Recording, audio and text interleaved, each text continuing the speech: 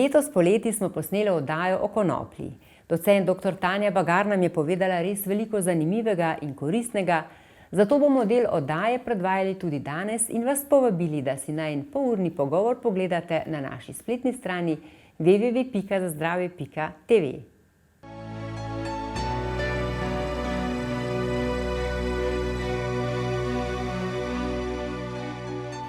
Tanja, povejte nam, pri katerih boleznih in težavah pa konoplja najbolj pomaga? Ta seznam je kar dolg, veliko je in simptomov in samih bolezenskih stanj, kjer kanabinoidi imajo zelo veliko vlogo.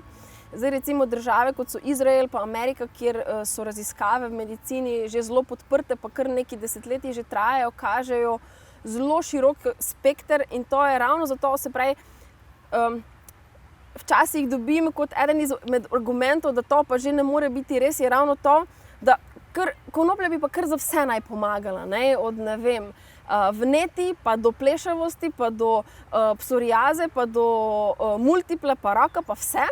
Ampak če mi razumemo, kako ti kanabinoidi delujejo, da oni dobesedno popravljajo neravnovesje tam, kjer v telesu so, in vsako patološko stanje je prvo bilo neravnovesje, preden so se simptomi pa dejansko neka patologija pokazala, je to zelo, bi rekli, samoumevno. Če je neravnovesje in ga kanabinoidi popravljajo, lahko v bistvu praktično v vseh področjih medicine pacienti imajo koristi od kanabinoidov. In zdaj, če začnemo mogoče pri takšnih, ki so ne tako življenje ogrožujoče, recimo, zelo dobro je CBD proučen kot anksiolitik in antidepresiv, ne zdaj kot klasični antidepresivi, ampak zato, ker enostavno vpliva na to, kakšne nevrotransmiterje naš živčni sistem izloča. In vemo, recimo pri depresiji je pomanjkanje serotonina, pri anksioznosti je neravnovesje v smislu, da proizvajamo preveč teh eksikatornih, se pravi tih, ki nas vznemirjajo neurotransmiterjev, in to je tudi disbalans. In kanabinoidi posebej, oni so bili prvo proučevani posebej zato, ker so bili v našem telesu tudi izolirani najprej iz živčnega sistema, je njihovo delovanje tudi bilo najprej proučevano na živčnem sistemu. In tu se je zelo hitro pokazalo, da enostavno ustvarjajo ravnovesje pri tem, sploh katere neurotransmiterje naš živčni sistem proizvaja. Tako da tu lahko ljudje, ki imajo recimo se pravi, to moram tudi poudariti, kanabinoide v medicini nikoli ne uporabljamo kot nadomestek za kakršnokoli zdravljenje. Kanabinoidi se vedno uporabljajo kot add-on. Torej imamo obstoječo terapijo in kanabinoide dodamo kot, bi rekli, kot molekule, ki začnejo popravljati tam, kjer zdravila ne morejo. Tako. Torej, osnovno biokemijsko, bi rekli, temelj je ravnovesja. Torej, ne govorimo tudi ne pri niti depresiji, anksioznosti, niti pri nobenem drugem stanju, da bi kanabinoidi bili nadomestek za karkoli. Ampak, se pravi, mi jih dodajamo zato, ker si od tega obetamo, da bojo popravili to neravnovesje v nevrotransmiterjih. Podobno je tudi recimo, za nespečnost. Podobno je zato, pri burnoutu se je zelo dobro izkazalo, ker je to spet tako daleč porušeno ravnovesje izločanja kortizola, da ga enostavno nič več ne izločamo. Tudi tam se je pokazalo, da prav popravi, bi rekli, ta kortizolni dnevni cikel, ki je pri teh, ki so izgoreli. Na splošno, mogoče par besed še povem, na splošno pri stresu, ko pač živimo, kako živimo in se ga noben od nas ne more izogniti, zdaj samo vprašanje, ali ga boljše ali ga slabše handlamo. CBD je bil posebej dokazani za to, se pravi, oni so vzeli modele kroničnega nepredvidljivega stresa, kar v bistvu pomeni naše življenje, in so živali izpostavili kroničnemu nepredvidljivemu stresu. Recimo v laboratoriju to pomeni, da so jim svetlobo zamenjevali, tiste živali, ki so bile z njimi v kletkah, zamenjevali hrano, vse možno. In so ugotovili, da po 6 tednih so jim spremenilo in ne samo obnašanje, ampak tudi čisto anatomske spremembe v timusni žlezi, v nadledvični žlezi in podobno. In so v bistvu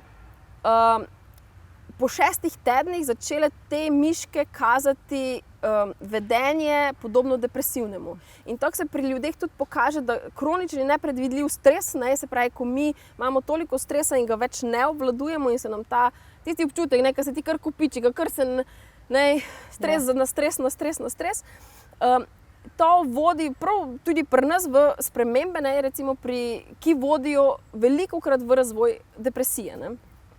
In CBD se je izkazal, da sploh, če mi lahko uporabljamo, se pravi, če so miškam dali CBD, preden so jih izpostavili stresu, so bile miške dobesedno zaščitene pred temi fiziološkimi posledicami stresa.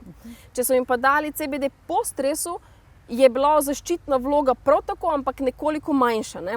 Tako da mi nekako zdaj podobno za stres pravimo. Torej, če vemo, da bomo izpostavljeni stresu, recimo, jaz imam čez 10 dni rok za oddajo nečesa zelo pomembnega in vem, da ne spim dovolj, se nerviram, lovim, delam, fokusiram se. In ta čas skozi jemljem CBD, ker vem, da mi bo zaščitil, da moje nadledvične žleze ne bojo toliko kortizola proizvajale, ne bojo toliko divjale. In enostavno ta čas vem, da si lahko s tem pomagam, da je moje telo pred kortizolom pa pred tem divjanjem zaščiteno.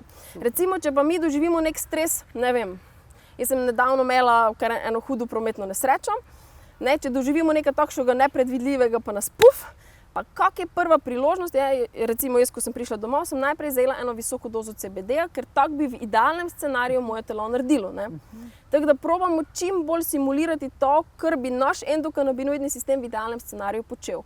In zdaj, če mi imamo tako malo stresa, dolgo obdobje, bi on skozi malo kanabinoidov proizvajal. Če pa imamo nekaj, kar nas res stira vrže, bi pa takrat zelo veliko kanabinoidov proizvedel, pa ostale dni pa ne bi. Ne? To je ta zaščitna vloga, ki jo potem pri stresu probamo nekako, bi rekli, tako voziti, kako bi v idealnem scenariju naše telo počelo. Zanimivo, ne? Povejte mi še to, prej so se pogovarjali, da so res lepe raziskave in lepi rezultati pri otrocih z epilepsijo. Ja, to je ena izmed področji, kjer so se posebej odlično izkazali kanabinoidi, daleč, da bi bilo edino, ampak recimo kanabinoide so začeli uporabljati pri otrocih z epilepsijo tam, kjer zdravila, klasični epileptiki niso pomagali, niti kombinacije antiepileptikov. In izkazalo se je, da več kot 50% teh otrok, ki torej imajo trdovratno epilepsijo, se je situacija drastično izboljšala. To pomeni, nekateri med njimi so ostali popolnoma brez napadov, pri nekaterih je prišlo do 50-70% zmanjšanja. Tudi so bili takšni, ki se seveda niso odzvali, kot imamo pri vseh zdravilih podobno situacijo, ampak ja, tudi otroci z epilepsijo je eden od razlogov, zakaj sem jaz sploh podala na to področje. Ko so me zdaj, to že mislim, da skoraj bo 10 let, ker so me ena skupina staršev, ki v Sloveniji imajo otroke z trdovratno epilepsijo, poiskala in so enostavno vprašali, če ima to kakšenkoli smisel, ker takrat v Sloveniji ni bilo ne strokovnjaka, niti proizvodov.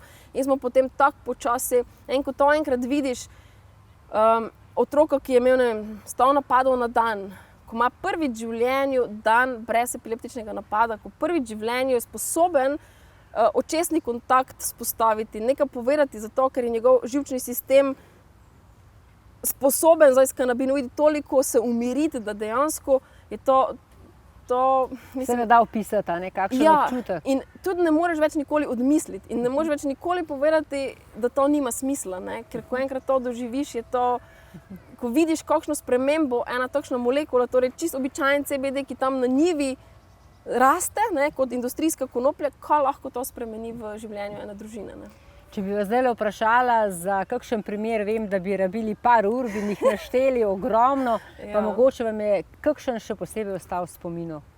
Ja, mogoče povem en primer, ki je zdaj nedavno se me kar zelo dotaknil, je ena ženska iz Nizozemske, ki ima primarno metastatskega raka na jajčnikih, ki ima v splošnem zelo slabo prognozo. In ona že kar nekaj časa uporablja kanabinoide, pa se je na nas enostavno obrnila po nasvet, ali uporablja prave proizvode ali prava doziranja na takšen način. In je ravno zadnjič povedala, da je ona imela, mislim, da 4 različne kombinacije kemoterapevtikov, pa noben ni obrodil sadov. In je rekla, da je prvič sedaj po nekolikih letih PET-scan pokazal zmanjšanje primarnega in vseh metastatskih tumorjev. Tako da se mi je zdelo, da mislim, tam sediš pred ekranom, pa se treseš od sreče, pa ne veš, ali bi vriskal, ali bi jokal, ali kaj bi, ne. So takšne stvari, ki včasih res, mislim, Ni, da so to panaceja ali pa sredstvo za vse tegobe sveta, ne? Ampak če so pravilno uporabljene, imajo pa res potencial, da naredijo zelo veliko dobrega v našem telesu.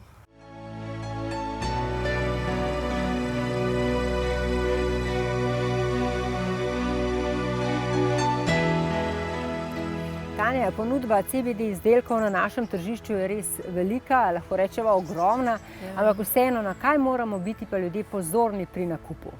Ja, to je zelo res, mislim, po eni strani je to dober napredek od tega, ko nismo imeli nobenih izdelkov, ampak zdaj pa je situacija takšna, da enostavno ni, bi rekli, jasno določenih meril, kateri izdelki smejo na trg, tako da moje priporočilo je takšno, da zbiramo izdelke, ki so prvo ekološko pridelani, zato ker konoplja je rastlina, ki spada med ekoremediacijske rastline. To dobesedno pomeni, da vso packarijo od tam, kjer raste, od težkih kovin, pesticidov, vsega, umetnih gnojil, vse to posrka v svojo biomaso in tudi te metode ekstrakcije, ki se uporabljajo za kanabinoide, s sabo vlečejo vse to packarijo. Tako da na koncu imamo koncentrirano packarijo poleg kanabinoidov.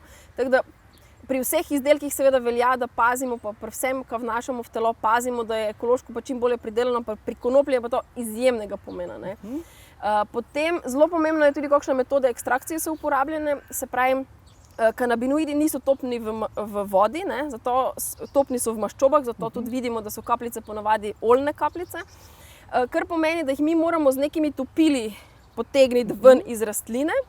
In to se velikokrat sploh na tem črnem trgu, pa na to, kako ljudje tako v garažah pa v kleteh doma sami nekaj varijo, uporabljajo, ne vem, izopropanole, butanole, nafte, ni da ni. In zelo težko je potem vse te ostanke topil izločiti, ne. Tako da to smo tudi videli ogromno analiz tekom teh let in smo našli notri čuda božja od topil, ne. Trenutno najboljša ekstrakcijska metoda je s CO2-jem, ne. CO2 se stisne do takšne mere, da se začne obnašati kot tekočina in ima takšne lastnosti, da potegne kanabinoide s sabo. In potem, ko sprostiš pritisk, enostavno CO2 gre v zrak ali pa ga zaokrožiš nazaj, nema veze, v glavnem, nimaš topil, ne. To je zelo važno, da si ne nosimo packarij s sabo. Tako da, ja, če torej stojimo pred izbiro izdelka, moje prvo vprašanje, jaz vedno vsakega proizvajalca vprašam, kje je konoplja rasla, kakšna ekstrakcijska metoda, naj mi pokaže kakšen analizni list in ponavadi jih tudi na žalost že 80% odpade. In potem pač zberem tiste, ki mi znajo na to odgovoriti. Pa obstaja kakšna stran, recimo, kamorkoli lahko naši gledalci pogledajo in najdejo mogoče tiste, ki jih vi priporočate? Ja, zdaj jaz se držim načela, da sem precej nepristranska, kar se tega tiče. Jaz, če kakšno podjetje želi z mano sodelovati, ga isto vprašanje vprašam, pokažite mi analizne liste, pokažite mi, kje ste to vzgojili, pokažite mi, kako ste to ekstrahirali. In če to imajo in če to ustreza, če analize štimajo, da nimajo ostankov pesticidov, težkih kovin, potem so to izdelki, ki jih lahko podprem. Zdaj, mislim, da če grejo pogooglati, pa najdejo par ekoloških izdelkov, je to že zelo dober prajn. Ampak ti, sploh naši slovenski proizvajalci, to so vse, zdaj bi recimo na evropski pa svetovni ravni so to mali proizvajalci, ne, tako da to so vsi ljudje od zadaj, ne, to niso korporacije zadaj, tako da te se enostavno vpraša, lejte, to pa to me zanima, res mi je mar za svoje zdravje, mi lejko pošljete to pa to. In če lahko pošljajo, poglejte, potem ste že preskočili 99% potencialnih bedarij. Odlično. Tanja, prej smo se pogovarjali, smo omenili tudi naše kužke, mucke, tudi za živali konoplja deluje podobno oziroma enako kot za ljudi. Ja, se pravi, ta naš čudovit endokanabinoidni sistem ni samo stvar naših človeških teles, ampak v bistvu vsi vretenčari, torej praktično vse naše hišne živali imajo prav tako endokanabinoidni sistem in na zelo podoben način ti kanabinoidi tudi za živali delujejo. Kar nekaj veterinarjev v Evropi se že zelo s pridom poslužuje teh kanabinoidnih pripravkov. Velikokrat tudi lastniki živali malo prehitevajo, pa se prej izobrazijo, ko iščejo pomoč za svoje živali. Jaz svojim živalim prav tako dajem, jaz imam celo kupico živali doma, večina od njih je od nekod posvojenih, pa prenešenih z nekih grmovij, tako da pridejo z nekim, bi pravili, malo straumirani ali pa zelo bolani k meni in jim tudi dajem. S tem recimo so par specifik, ki jih je treba paziti, tudi velikokrat so nižji odmerki potrebni pri živalih, ampak zelo, zelo dobro delujejo na zelo podobne indikacije, pa za podobne namene, kot jih tudi mi uporabljamo.